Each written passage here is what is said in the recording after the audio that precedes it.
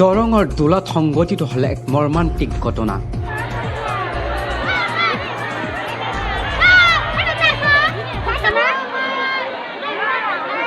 দৰঙৰ দোলা থানাৰ অন্তৰ্গত উজা গাঁৱৰ পথাৰত সোমবাৰে পুৱাই ট্ৰেক্টৰে হাল বাই থকা সময়তে সংঘটিত হয় এই কৰুণ ঘটনাটো। মাৰিছিলে মই তাৰমানে হাল মৰাৰ পিছত বাচ্চাটো তাৰমানে গাড়ীত বহানি আছিলে বাচ্চাটো যে গাড়ীৰ পৰা পৰি গৈছে, পৰি যোৱাৰ পিছত দেখাই পোৱা নাই, গাড়ী চলাই আছিলে। তাৰপিছত মই দৌৰ পাৰি আহিলোঁ, আটাবাৰী আহিলোঁ তাক বচোৱাৰ কাৰণে। ড্ৰাইভাৰটো গাড়ীৰ পৰা নামি ওলাইলে, মই বচাব পৰা নাই তাক। মোৰ হাতো গেল, কাটা গেল, লাঙৰ পৰি। এনেকৈ এইটোৱে জানো মই।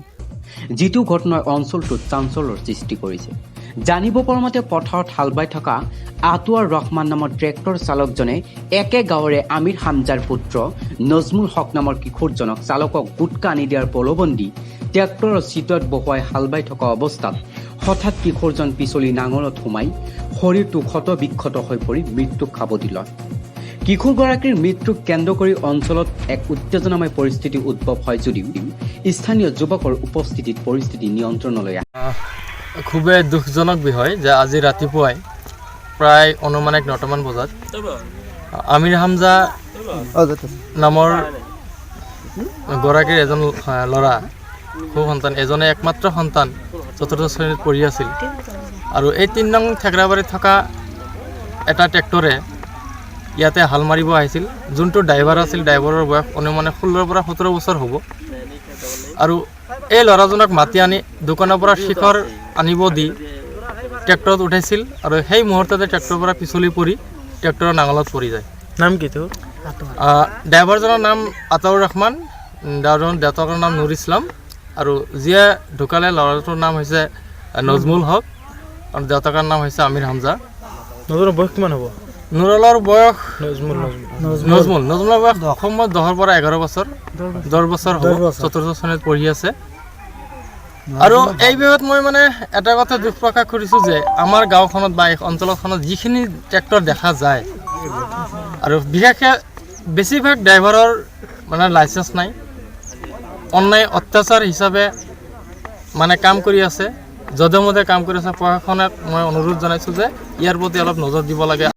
ৰাতিপুৱা 9টা বজাত আমাৰ পশ্চিম উজা গাঁৱত এই খেতিখনত হাল মাৰোঁতে আমাৰে গাঁৱৰে আমিৰ হামজাৰ একমাত্ৰ ল'ৰা ক্লাছ 4ত পঢ়ি আছে, বয়স 10 বছৰ, নজমুল হুছেইন নাম।